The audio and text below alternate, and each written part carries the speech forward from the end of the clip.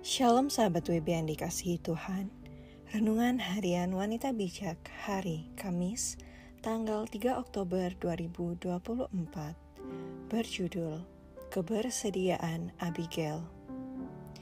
Firman Tuhan diambil dari kitab 1 Samuel pasal yang ke-25. 1 Samuel pasal yang ke-25. Mari kita berdoa. Ya Tuhan Yesus, Allah yang berkuasa dan bertahta, kami mengucap syukur dan berterima kasih. Hari ini kami akan mendengarkan firman-Mu ya Tuhan. Persiapkanlah seluruh hidup kami untuk menyambut firman-Mu. Hanya di dalam nama Tuhan Yesus Kristus kami berdoa. Haleluya. Amin. Pembacaan kitab 1 Samuel pasal ke-25. Demikian sabda Tuhan.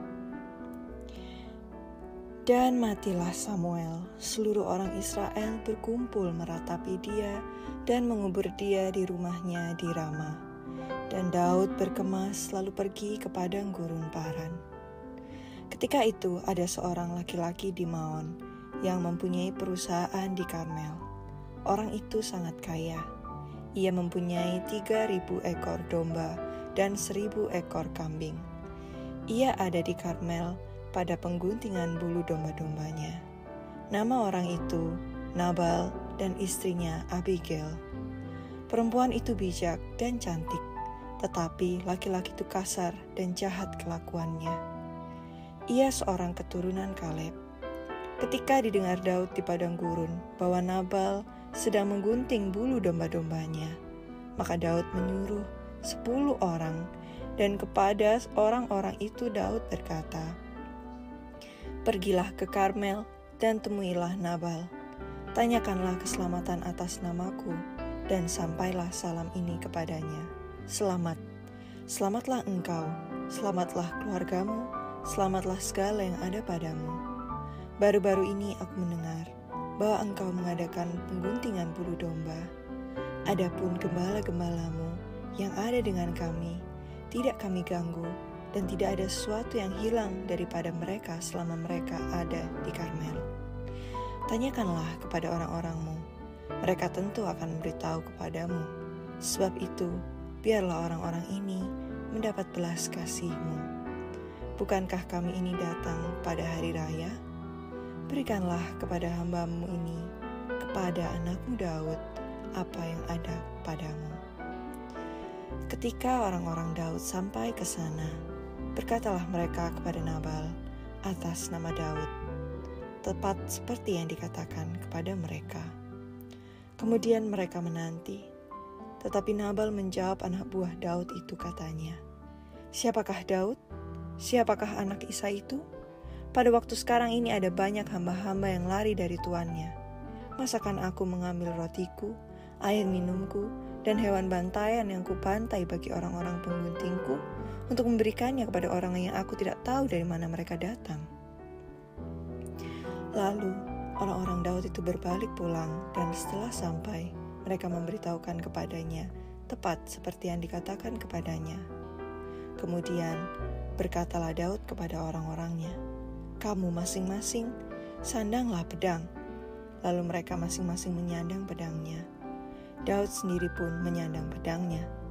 Sesudah itu kira-kira 400 orang maju mengikuti Daud, sedang 200 orang tinggal menjaga barang-barang. Tetapi kepada Abigail, istri Nabal, telah diberitahukan oleh salah seorang bujangnya, katanya, "Ketahuilah, Daud menyuruh orang dari padang gurun untuk memberi salam kepada Tuhan kita, tetapi ia memaki-maki mereka, padahal orang-orang itu sangat baik kepada kami.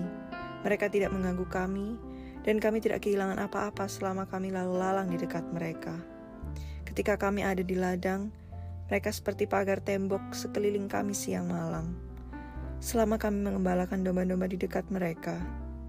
Oleh sebab itu, pikirkanlah dan pertimbangkanlah apa yang harus kau perbuat, sebab telah diputuskan bahwa celaka akan didatangkan kepada Tuhan kita dan kepada seisi rumahnya, dan ia seorang yang dursila, sehingga orang tidak dapat berbicara dengan dia." Lalu segeralah Abigail mengambil 200 roti, 2 buyung anggur, 5 domba yang telah diolah, 5 sukat bertih gandum, 100 buah kue kismis, dan 200 kue ara. Dimuatnyalah semuanya ke atas keledai.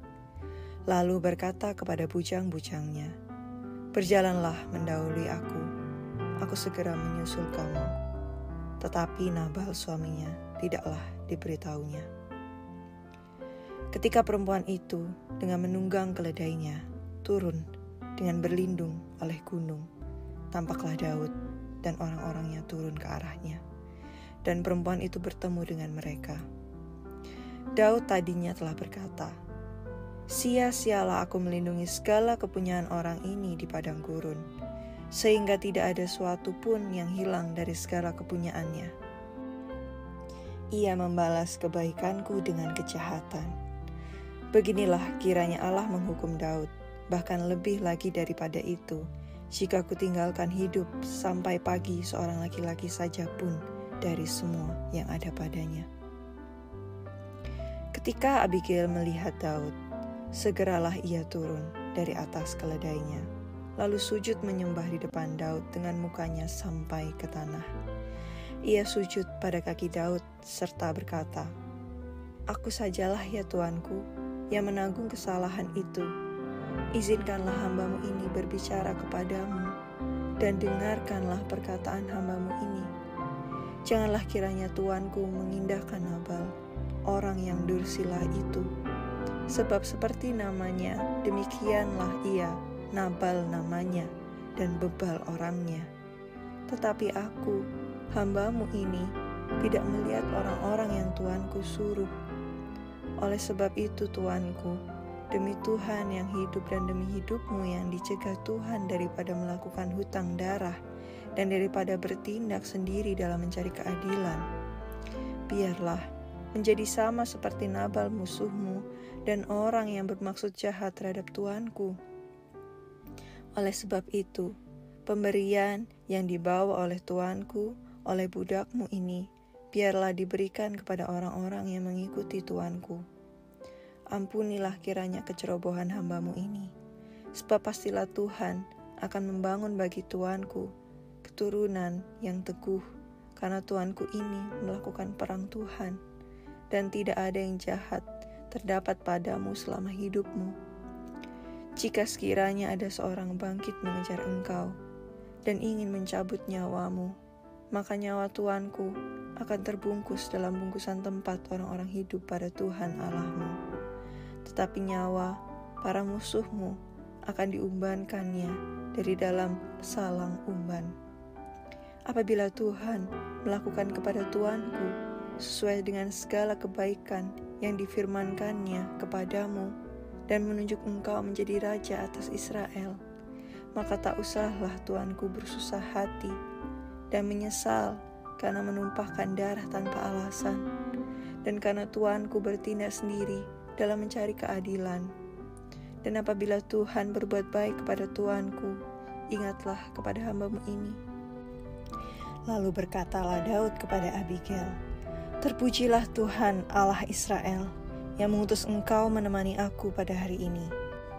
Terpujilah kebijakanmu dan terpujilah engkau sendiri, bahwa engkau pada hari ini menahan aku daripada melakukan hutang darah dan daripada bertindak sendiri dalam mencari keadilan. Tetapi demi Tuhan Allah Israel yang hidup, yang mencegah aku daripada berbuat jahat kepadamu, jika engkau tadinya tidak segera datang menemui aku, pasti tidak akan ada seorang laki-laki pun tinggal hidup pada Naban sampai fajar menyingsing." Lalu Daud menerima dari perempuan itu apa yang dibawanya untuk dia dan berkata kepadanya, "Pulanglah dengan selamat ke rumahmu.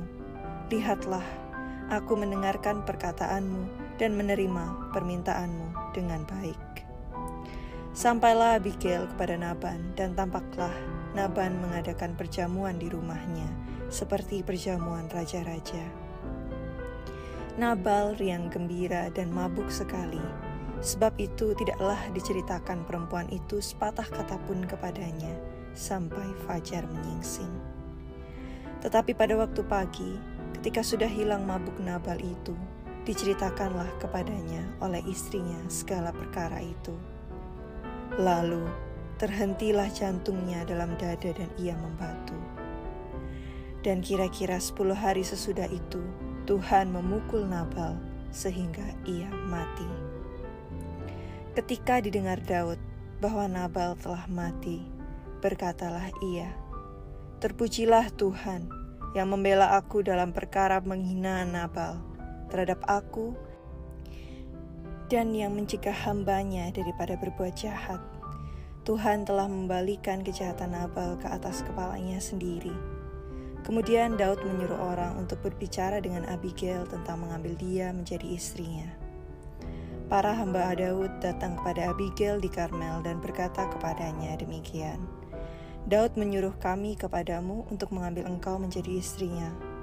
Lalu bangkitlah perempuan itu berdiri, sujudlah ia menyembah dengan mukanya ke tanah sambil berkata, "Sesungguhnya hambamu ini ingin menjadi budak yang membasuh kaki para hamba Tuanku itu."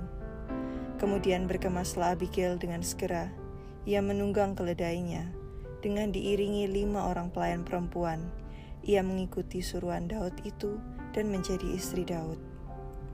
Juga Ahinoam dari Yisril telah diambil Daud menjadi istrinya.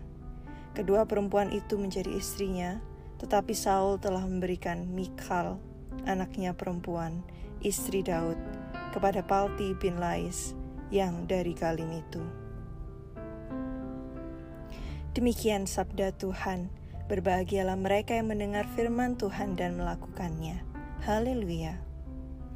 Sahabat WP yang terkasih, bagaimana pandangan Abigail terhadap masalah yang sedang terjadi dalam rumahnya? Dan apa yang membuat Abigail disebut sebagai utusan Allah oleh Raja Daud? Sahabat WP, jika kita membayangkan dan masuk dalam peristiwa yang dialami oleh Abigail, ada banyak rasa dan pertimbangan di pikiran kita. Membayangkan hidup sebagai istri dari seorang yang kaya raya pada masa itu, namun suaminya adalah seorang yang kasar dan buruk kelakuannya. 1 Samuel pasal 25 ayat yang ketiga. Tidak terbayangkan betapa sulitnya kehidupan sehari-hari Abigail. Sekalipun hidup berkelimpahan dengan harta, namun ada banyak hal yang menjadi penderitaan batinnya. Perkataan dan pernyataan Nabal membuat Raja Daud marah adalah hal yang sangat dipahami oleh Abigail. Tidak salah Alkitab menuliskan bahwa Abigail adalah seorang yang bijak dan cantik, karena Abigail bukan mengambil sikap menyalahkan suaminya, namun dia justru memilih untuk melembutkan hati Raja Daud yang sedang marah. Selain itu, Abigail juga menyadari bahwa kemarahan Daud dan orang-orangnya adalah karena kelaparan. Oleh karenanya, dia memilih untuk menyuruh dan mengirimkan pelayannya berjalan terlebih dahulu, membawa berbagai bahan makanan, 200 roti, 2 kantong anggur, 5 domba yang diolah, 5 takar gandum panggang, 100 kue kismis, dan 200 kue ara.